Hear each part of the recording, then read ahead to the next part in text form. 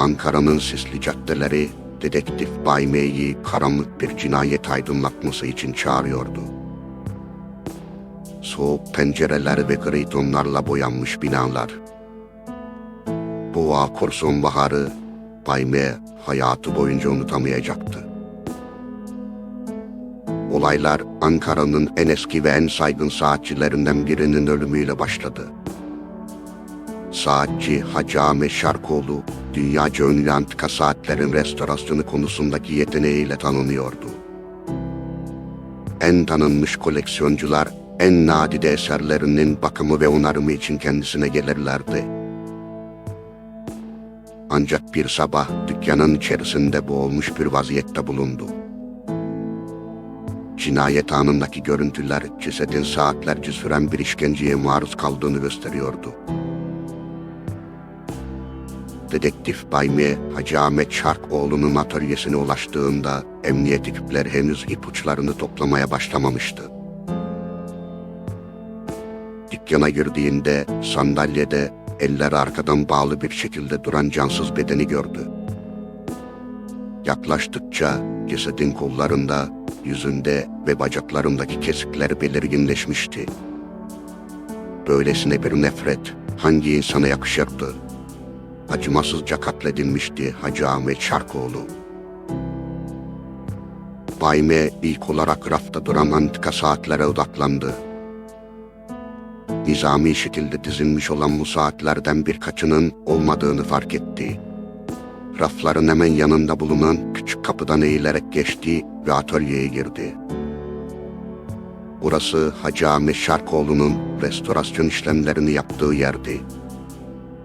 Tezgahın bulunduğu duvarda eşiyle olan fotoğrafını gördü. Uzandı ve fotoğrafı aldı. Uzunca bir süre baktıktan sonra fotoğrafın arkasını çevirdi. "Seni seviyorum" notuyla karşılaştı ve yerine bıraktı. Tekrar dükkanın ön tarafına çıktı ve tüm ipuçlarını emniyet ekipleriyle beraber tek tek inceledi Bay M. Bu ölüm yalnızca bir hırsızlık vakası mıydı? Yoksa perdenin arkasında başka sırlar mı vardı? Günler geçtikçe cinayetin daha da karmaşık olduğu ortaya çıktı. Bay M, Hacı Ahmet Şarkoğlu'nun iş yerini sıkça ziyaret eden müşterileri sorgulamaya başladı. Her biri suçsuz olduklarını ve Hacı Ahmet Şarkoğlu'nun kendileri için çok değerli bir insan olduğunu söylüyordu. Ancak dedektif Bay M herhangi bir detayı kaçırmamak için dikkatlice gözlem yapıyordu. Hacı Ahmet Şarkoğlu'nun karısı Aydan Şarkoğlu, eşinin işkence gördüğü gece evde olmadığını söylemişti. Dedektif Bay M bu durum üzerinde yoğunlaşıyor, cinayetin Aydan Şarkoğlu ile bir ilişkisi olabileceğini düşünüyordu. Çünkü kamera kayıtlarında Hacı Ahmet Şarkoğlu'nun yüzü maskeli iki kişi tarafından canice öldürüldüğünü izlemişti. Bir erkek ve bir kadın. Kamera kayıtlarındaki kadının boyu, kilosu ve sol elini kullanıyor olması tüm dikkatleri Aydan Şarkoğlu üzerinde topluyordu. Bay M, Aydan Şarkoğlu'nu tekrar sorgulamaya karar vermişti. Çay yolundaki evlere de gitti. Kapıyı çaldı.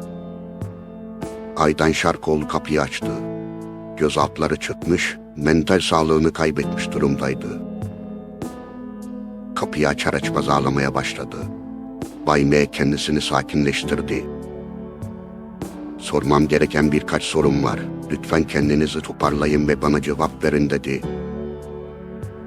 Aydan Şarkoğlu, "Müsaadenizle bir bardak su alıp gelmek istiyorum" diye cevapladı. Bay M olur anlamında kafasını salladı. Aydan Şarkoğlu mutfağa gittiğinde Bay M evin salonunda duran fotoğraflara bakmaya başladı. O anda Aydan Şarkoğlu salona girdi. Bay M incelemelerine devam ediyordu. "Hacı Ahmet fotoğraf çektirmeyi çok severdi" dedi Aydan. "Bana fotoğraf kataloğunuzu getirin" dedi Bay M. dikkatini bir şey çekmişti. Aydan, üst katta, hemen getiriyorum dedi. Bay M. aile kataloğunu inceliyordu. Bir fotoğrafta durdu. Uzun süre ona baktı. Fotoğrafta Hacı Ahmet Şarkoğlu ortada duruyordu. Sol tarafında Aydan Şarkoğlu vardı. Sağ tarafında da bir bayan daha. "Bu kim?" diye sordu Bay M. "O bizim eski yardımcılarımızdan birisi. İsmi Selin, annemin alt komşusunun kızı," diye cevapladı Aydan. "Ne kadar süre çalıştı sizinle?" diye sordu Bay M. Aydan, "Üniversitesi bittikten sonra işsiz olduğu için zor zamanlar geçiriyormuş. Selin'in bizimle çalışması için annem Hacı Ahmet'ten rica etmişti. O da bunu kabul etmişti. 1,5 sene kadar," dedi. "Neden ayrıldı işten?" diye sordu Bay M. "Sebebini bilmiyorum. Hacı Ahmet bir gün bu kızın bu evde olmasını istemiyorum dedi. Ben de kabul ettim," dedi Aydan. Bay M. "Sebebini sormadınız mı?" Aydan, "Sormadım. Hacı Ahmet böyle uygun gördüyse sorgulamam. O benden daha tecrübeli ve bilgili. Eşim istemiyorsa ben de istemem. Eşimin mutluluğu benim için her şeyden daha değerlidir," dedi. "Selin şu anda nerede biliyor musunuz?" diye sordu Bay M. "Evlendiğini duydum ama nerede yaşadıklarını bilmiyorum," dedi Aydan. "Ama dediğim gibi Selin'in annesi annemin komşusu. Hala aynı yerde oturuyor," diye devam etti. "Çıkalım, beni oraya götürün," dedi Bay M. Nihayet gelmişlerdi. Bay M. "Siz annenizin evine çıkın ve lütfen oradan ayrılmayın," dedi. Aydan kafasını salladı ve gitti. Bay M. Selin'in annesinin oturduğu dairenin önünde duruyordu. Tam zile basmak için yönelmişti ki kapı açıldı. Selin'in annesi kapıyı açmıştı. Her haliyle bitkin duruyordu.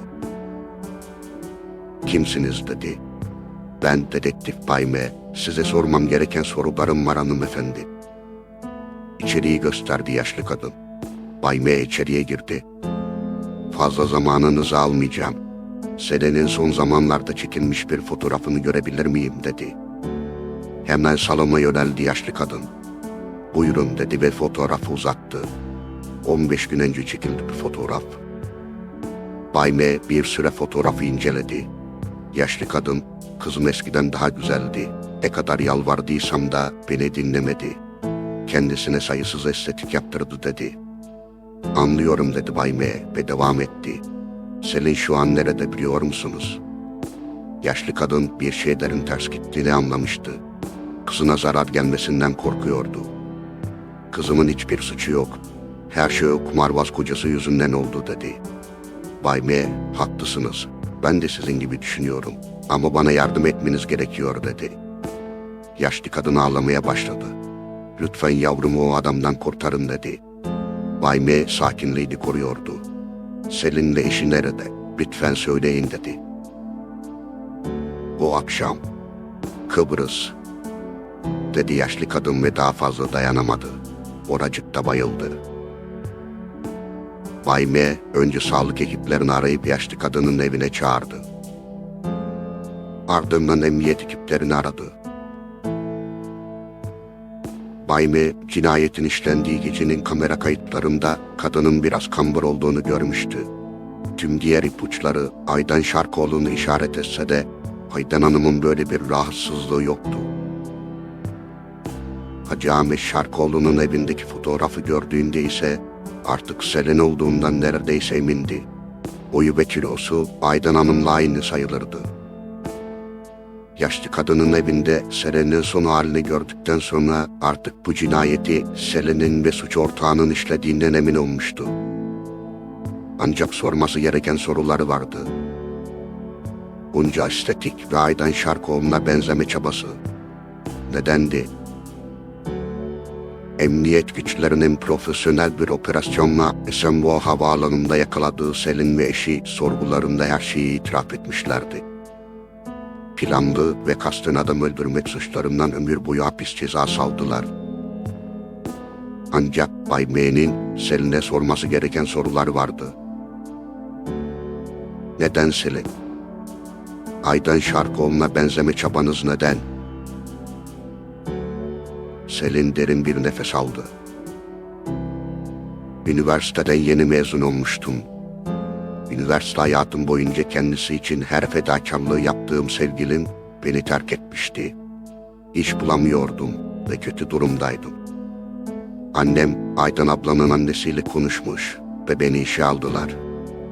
Ev işlerinde Aydan ablaya yardım ediyordum. Temizlik, yemek gibi konular, bilirsiniz işte. Hacı Ahmet her akşam saat 10'da eve geliyordu. Onun eve gelişi her şeyi değiştiriyordu. Ben birbirlerini bu denli seven iki insan hayatımda görmemiştim. Hacı Ahmet pazar günleri çalışmıyordu ve gününün tamamını eşine ayırıyordu. Böylesine bir sadakat. İnsan imreniyor. Zamanla Hacı Ahmet'ten hoşlanmaya başladım. Yalnız olduğunu gördüğüm her fırsatta yanına gidiyordum. Oysa bana kızı gibi davranıyordu. Bu bana ve kadınlığıma bir hakaretti. Bir pazar sabahı Hacı Ahmet erkenden uyanmış ve Aydan ablaya kahvaltı hazırlıyordu. Arkasından yaklaştım ve ona sarıldım. Hızlıca bana döndü ve ne yapıyorsun diye kızdı. Bense kızmasını hiç umursamadan onu öpmeye başladım. Beni itti. Yüzündeki öfkeyi görmüştüm ama hiç pişman değildim. İmreniyordum. Belki duygusal bir boşluktaydım ve bunu doldurmaya çalışıyordum. O akşam beni kovdular. Ben de Hacı Ahmet'in bir gün benim değerimi anlayacağına yemin ettim. Bir süre sonra eşimle tanıştım. Kendisi bana çok değer veriyordu. Pahalı hediyeler alıyordu. Ancak benim umurumda bile değildi. Dünya üzerinde tek bir kişiyi arzu ediyordum. Hacı Ahmet. Aydan ablaya benzemek için defalarca estetik yaptırdım. Ona benzersem Hacı Ahmet beni de severdi. Zamanla kocamın işleri kötü gitmeye başladı. Önce oturduğumuz evi kaybettik. Ardından arabamızı. Bir gece mutfakta çaresizce otururken kendisine bir planım olduğunu ve kaybettiğimiz her şeyi geri alabileceğimizi söyledim. Zavallının tek suçu beni sevmekti. Kabul etti. O akşam 9'da Hacı Ahmet'in dükkanına gittik. Zaten yaşlıydı. Kolayca etkisiz hale getirdik. Beni beğenip beğenmediğini sordum. İğrenç bir insansın dedi. Ama onun beni beğenmesi için defalarca bıçak altına yatmıştım. Benim çektiğim acıları anlaması için onun da acı çekmesi gerekiyordu. Mükemmel bir estetik operasyonu yaptım. Bir saniye bile gözümü kırpmadan bedenini ödettim. Onu ellerimle boğdum. Pahalı birkaç saat alıp oradan kaçtık. Eğer o akşam Kıbrıs'a gidebilseydik, bambaşka bir hayat bizleri bekliyordu dedi. Bay M bu canilik karşısında şaşkınlığını gizleyemiyordu.